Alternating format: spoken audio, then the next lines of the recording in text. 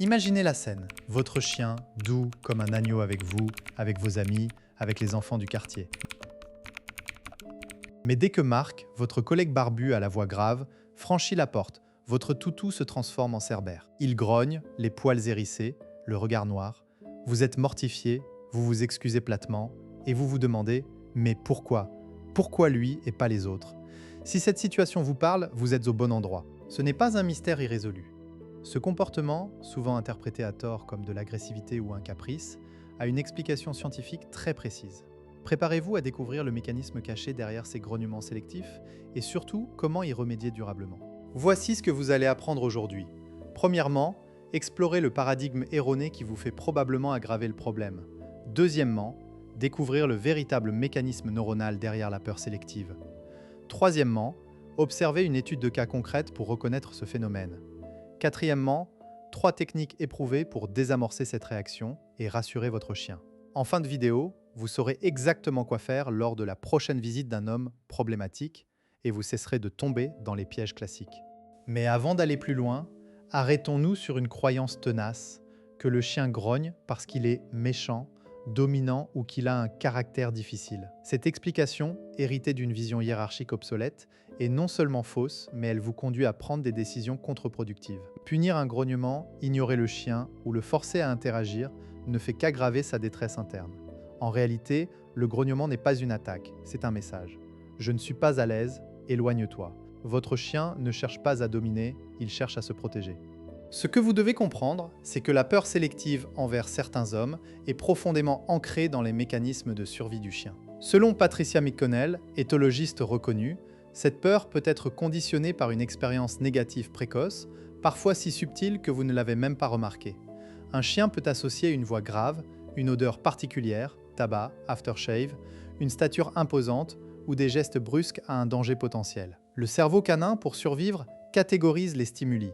Familier éclat sûr, inconnu éclat potentiellement dangereux.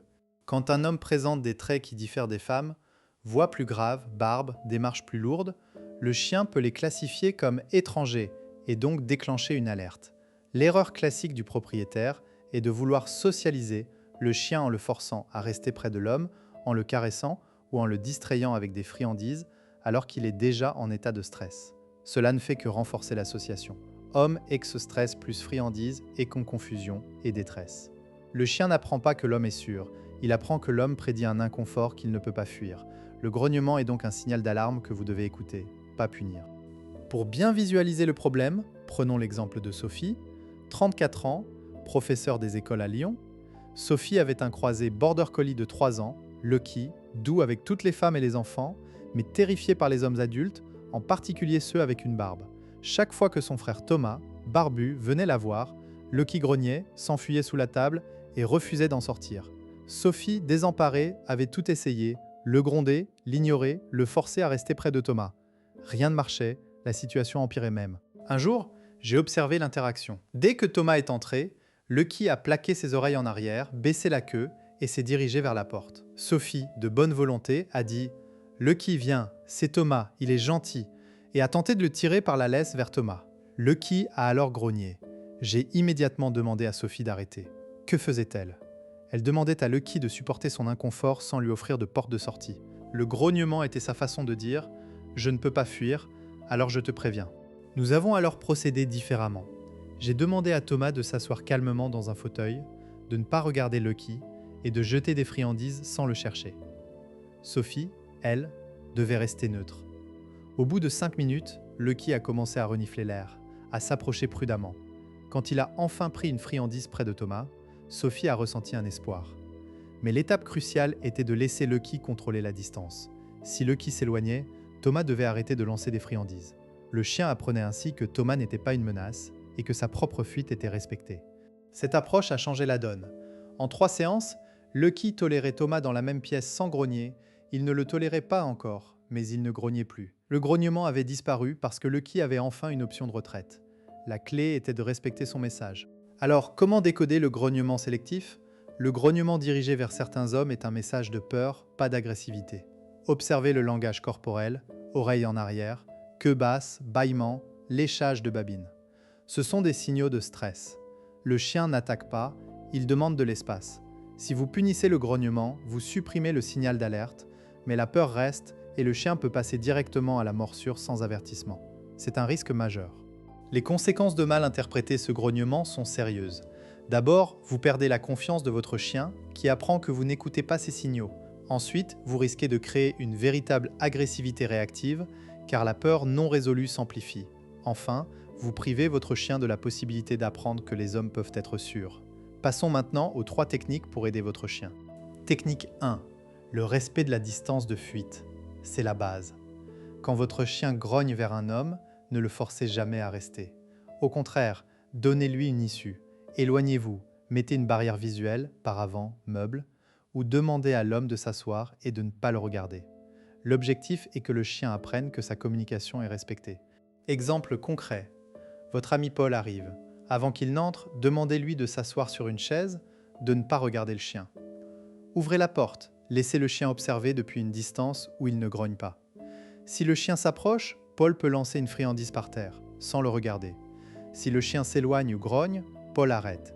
Répétez jusqu'à ce que le chien reste calme. Le mot d'ordre, laissez le chien choisir la distance. Technique 2, la contre-conditionnement avec une émotion positive. Il s'agit de changer l'association émotionnelle avec l'homme. Commencez à une distance où le chien remarque l'homme mais pas de grognement, son seuil de réactivité. À chaque fois que l'homme est présent, donnez au chien une friandise de très haute valeur. Fromage, saucisse. Mais attention, dès que l'homme s'éloigne, les friandises s'arrêtent. Le chien apprend. Homme présent, super friandise. Pas besoin de forcer l'interaction.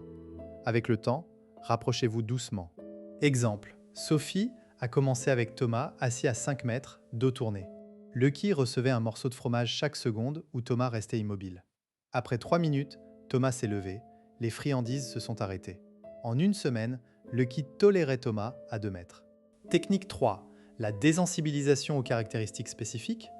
Si la peur est déclenchée par des traits particuliers, barbe, lunettes noires, chapeau, vous pouvez y travailler en associant ces attributs à des expériences positives. Par exemple, si c'est la barbe qui pose problème, demandez à l'homme de poser une fausse barbe, ou la sienne, sur une chaise, à distance, et récompensez le chien pour l'observer calmement. Puis approchez-la, etc. Exemple, pour Lucky, Sophie a acheté une fausse barbe. Elle l'a posée sur le canapé, et chaque fois que Lucky la reniflait ou restait calme à côté, elle le récompensait. Après quelques jours, elle a demandé à Thomas de porter la barbe progressivement. D'abord éloignée, puis plus proche. Ces techniques prennent du temps, mais elles sont efficaces. Vous pourriez objecter « mais si mon chien grogne, c'est qu'il est dangereux, je ne peux pas prendre de risque ». C'est une crainte légitime. Le grognement est un avertissement, pas une garantie de morsure. En respectant ce grognement et en travaillant à un rythme adapté, vous réduisez le risque de passage à l'acte. Si vous avez des doutes sur la dangerosité, consultez un comportementaliste canin certifié qui pourra évaluer votre chien en personne. En résumé, retenez ceci. Le grognement sélectif envers certains hommes est une réponse de peur, pas de dominance. Écoutez-le, respectez la distance de votre chien et associez l'homme à des émotions positives. Vous ne supprimerez pas la peur du jour au lendemain, mais avec de la patience, votre chien apprendra que ces hommes ne sont pas une menace. Si cette vidéo vous a éclairé, likez-la et abonnez-vous pour ne pas manquer les prochaines clés sur la cognition canine. Et vous, quelle est la réaction la plus étrange de votre chien face à une personne? Racontez-la en commentaire, j'y répondrai. Merci de votre attention et à très vite.